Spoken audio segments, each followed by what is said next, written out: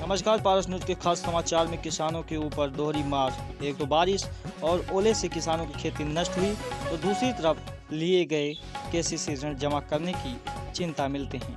किसानों से क्या कहते हैं और अयोध्या के डीएम ने क्या दिए निर्देश। कटके पड़ी हुई थी, पानी भर गया, सारी सरसों नष्ट हो गई एकदम से। गेहूं बिल्कुल पक्के तैयार थी, बालियां 10-5 दिन बाद कटिया शुरू होनी थी। स्थिति यह है कि पानी और हवा भी उसी के साथ आया और सब लेट गए।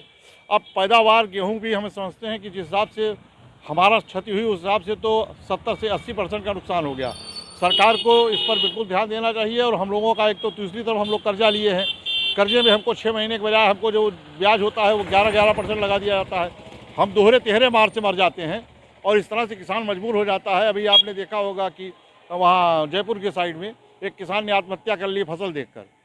तो वो खेत में गया। अब हम लोगों का कलेजा की मजबूती से खड़े हैं और कर्ज से लदे हुए हैं और आत्महत्या के कगार पे हैं।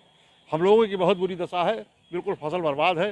सरकार से हम चाहेंगे कि सरकार कम से कम व्यापक मामले में कम से कम 4 लाख 5 लाख। बारिश में अब की इतना नुकसान हुआ है किसानों का कि सबसे पहले तो आलू खराब हो गई, इसके बाद सरसों की फसल चली गई, उसमें कुछ बचे नहीं क्योंकि पत्थर भी पड़ा है, पानी के साथ बरसा है, ये सब झड़ गए और आलू बिल्कुल सड़ गई समझ लीजिए। अब वो आलू किसी काम की नहीं, जो खोदी जाएगी वो भी सड़ जाएगी, बचेगी नहीं।